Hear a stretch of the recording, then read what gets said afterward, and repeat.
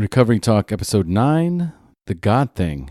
It's time for the Share Recovery Podcast, where we bring you amazing life-changing success stories from addicts and alcoholics all over the world who share their inspiring journey in recovery. And now, here's your host, O.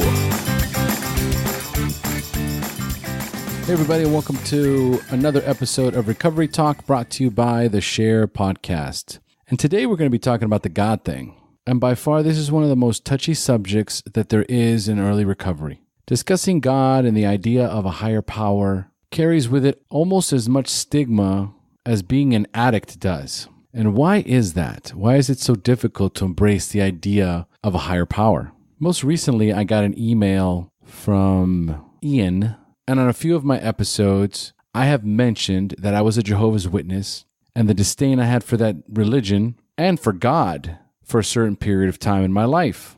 So it inspired him to send me this email, which states, "Heyo, thanks for the podcast. You mentioned occasionally about your past in the witnesses," and he's referring to the Jehovah's Witnesses, "and I'm curious to know how you settled with having faith in a higher power. This is a huge problem for me.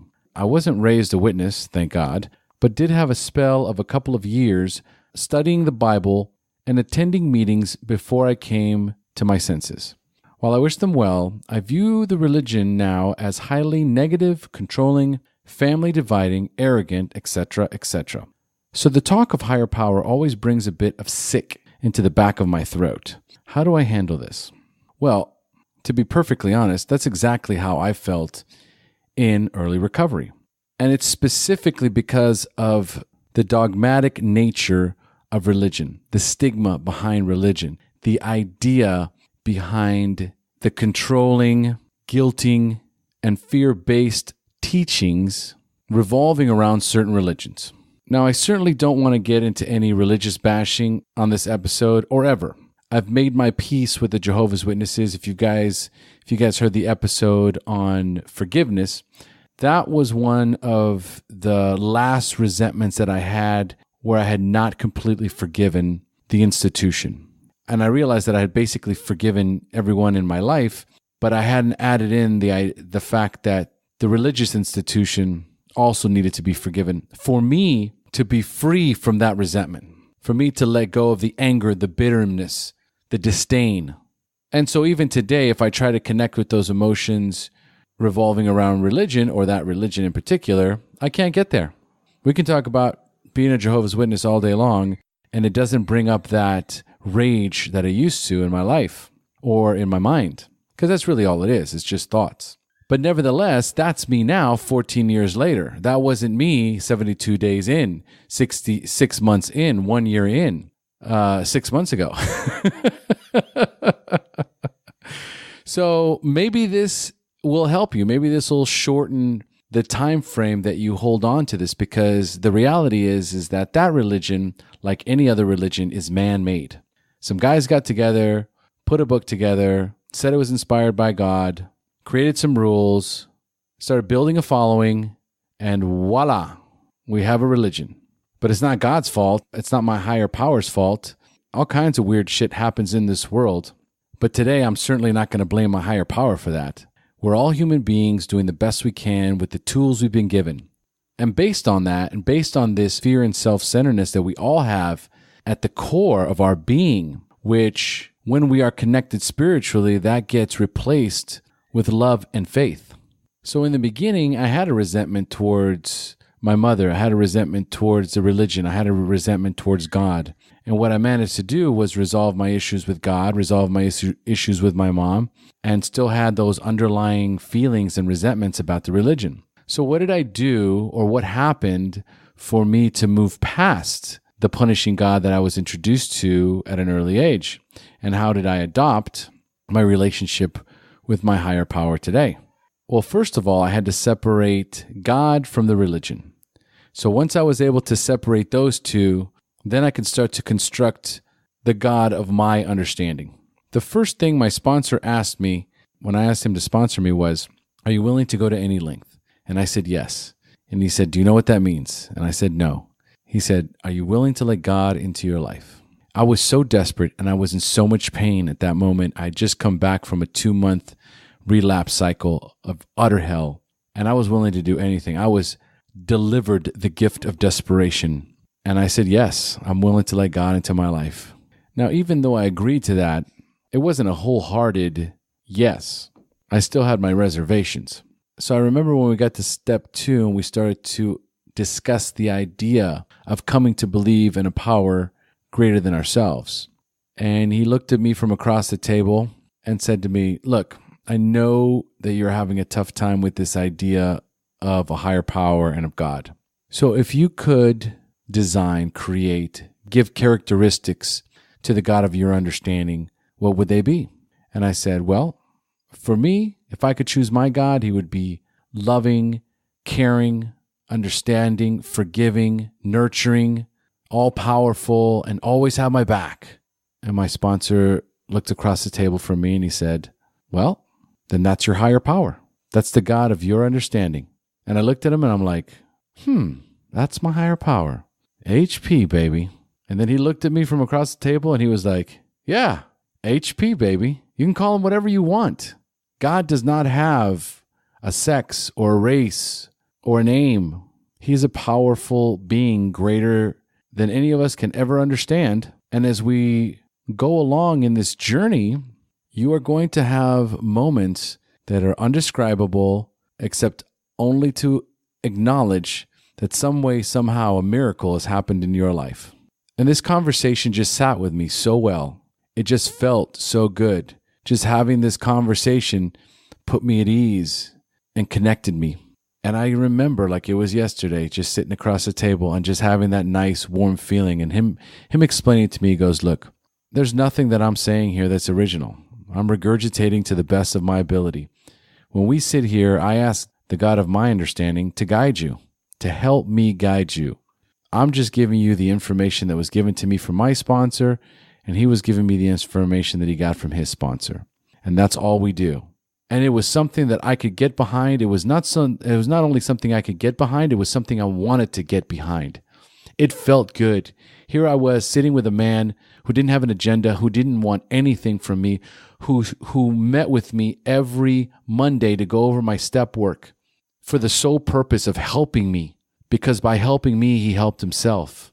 And the only thing he asks is that I allow God into my life. And that's it. And that's the only thing that I've been asked to do since I came into this program, is allow God into my life. To come to believe that a power greater than myself could restore me to sanity. And I love the idea of saying HP, baby, because I didn't like the idea of thank God or God bless you or it's all because of God.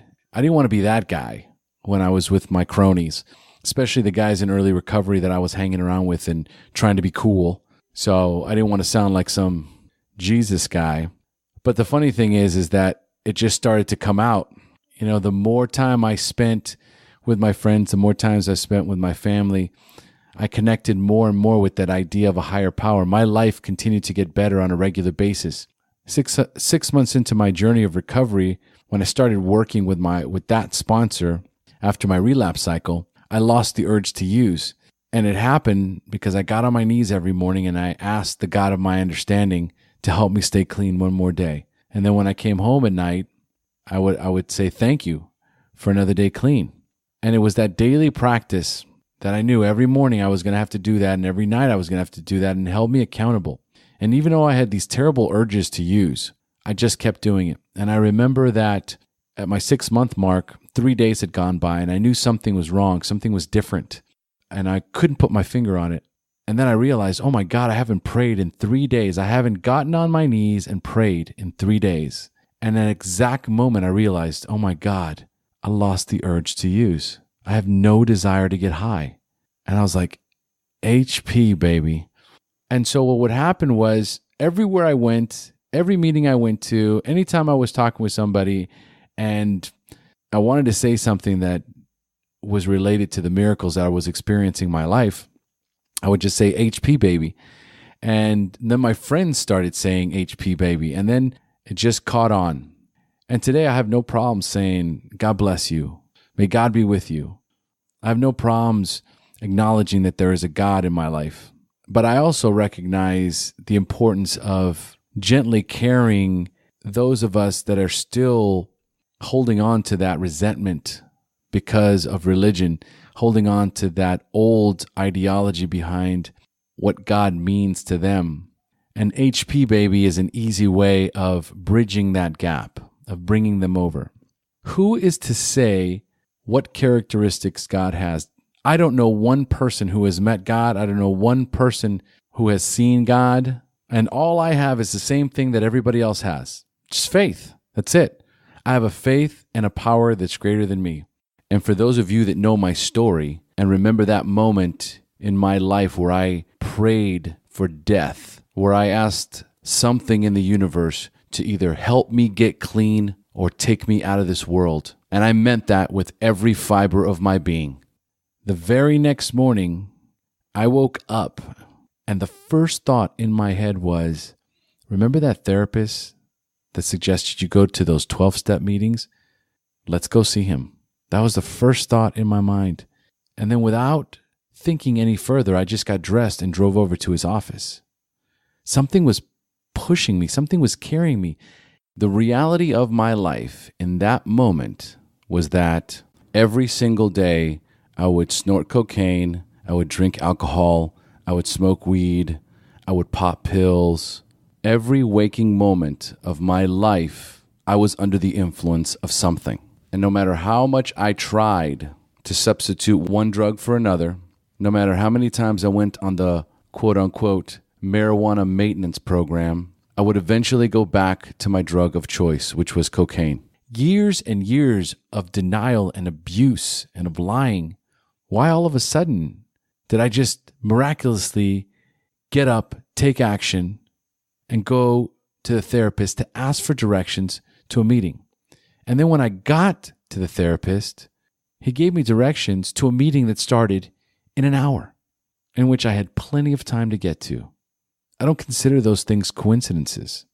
I consider that when I prayed for death, when I said, God, please take me out of this world or help me stay clean or help me get clean, to me today, there's no question that he answered my prayer. This disease of addiction is a power greater than I am. It's a power greater than I will ever be. And when I was out there using and cursing God and living life on my terms, I put my trust and faith in all kinds of garbage. I would go to different cities for business and go to the most seedy parts of town to go and get drugs, purchase drugs from some guy on the street, not knowing what they were, and absolutely had hope and faith that I was getting what I was paying for. At any given moment, I could have been given some bunk shit that killed me. When you get married, when you get a new job, when you buy a new car, when you start a new friendship, there is hope and there's faith that this is going to work out. You hope that your marriage is going to be everything you ever dreamed it would be, and you have faith in yourself and in your partner that you're going to create this amazing life together. We apply the principles of hope and faith every single day. And for me, every time I got on my knees and genuinely prayed to God or something or whatever the case it may be to help me change the direction that I was currently in, when it came from the heart and I truly wanted to change, then God would put opportunities in front of me so that I could make those changes. He didn't just take the urge away from me to use drugs. He guided me to a meeting. He guided me to my sponsor. He allowed me to hear the message, to listen to the message. And as I did the work and showed up to meetings and got a sponsor and worked the steps, the urge started to diminish. Aha moments started to present themselves. Miracles started to present themselves. And I could no longer deny that while I was just going through the motions, because this is what my sponsor told me to do, I could not deny the miracles were happening in my life. We all need hope and faith in something to get us through in this world. So if you're having a hard time with the idea or the concept of allowing a higher power in your life, connecting with a higher power in your life, what I would encourage you to do is to sit down and think about exactly why you are so resistant to allowing this power into your life?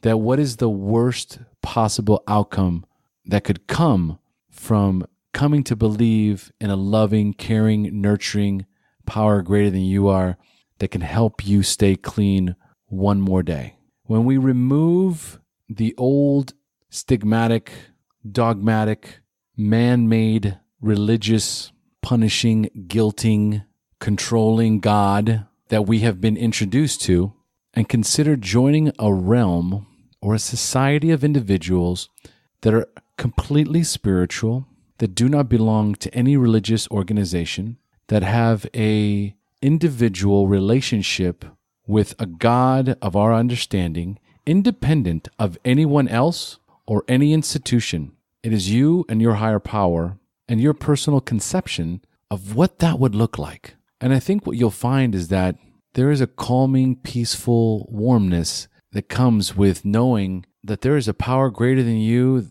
that only wants the absolute best for you. The only thing your higher power wants is for you to be happy, is for you to be successful, is for you to help others, is for you to carry a message of hope. We were not meant to be alone. We are created to be together, to be a community, to love and nurture and care for one another. And the world around us has crumbled. It has crumbled and has become a materialistic, egocentric, fear-based society that is only concerned with self. And the only way you can find true fulfillment in your life is to help others and be in a community of like-minded individuals.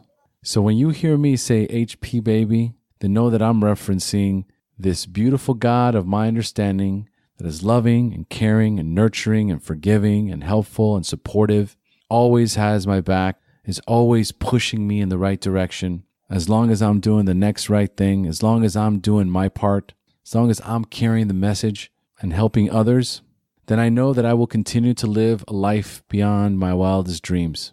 And so I'll leave you with this thought, and it is one of the examples that I use when I first start working with a new sponsee. There's one thing that I know about working a 12-step program, and it's that I have no idea how it works or why it works. I just know that it does. I have no idea how going to meetings, getting a sponsor, reading some literature, writing some step work, and then carrying this message to another addict suffering from this disease keeps me clean and sober and happy. I have no idea how that is possible. How someone who was using every single day and could not stop for any length of time, that was in a constant state of intoxication on a daily basis, from one day to the next, stopped using everything simply by going to a meeting, sharing my truth, connecting with others, and asking for help, allowed me to go 24 hours without using one controlled substance.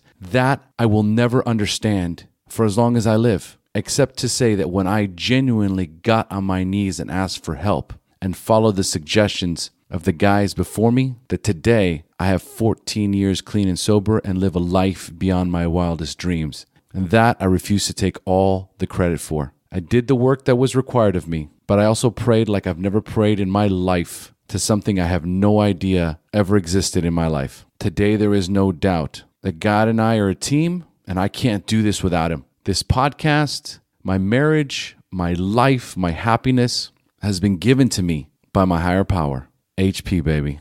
So thanks again for joining us on another episode of Recovery Talk. And for those of you that would like to participate in the Share Private Group, go to Facebook, go to the search bar, type in Share Private Group. Share is spelled SHAIR. The group will pop right up. Click on the join button. We'll add you immediately. Become a part of the solution.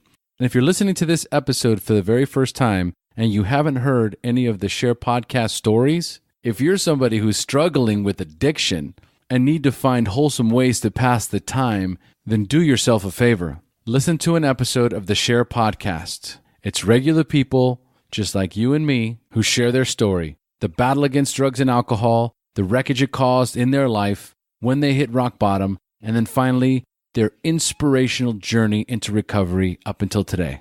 Sharing helps addicts in recovery. HP, baby. Thank you for joining us on the Share Recovery Podcast. To check out the show notes page on this interview or to thank our guests for sharing their story, go to www.thesharepodcast.com. While you're on the website, don't forget to sign up for our free newsletter to stay up to date on the latest news, podcasts, and interviews. Want to be one of our guests and share your story? Then go to our website and click on the Share Your Story button. We share our inspiring recovery stories every Tuesday, so subscribe to our show on iTunes or Stitcher Radio to get your free weekly download. We'll see you then. The opinions shared on this show reflect those of the individual speaker and not of any 12-Step Fellowship as a whole. And though we discuss 12-Step Recovery and the impact it had in our lives, we do not promote or endorse any 12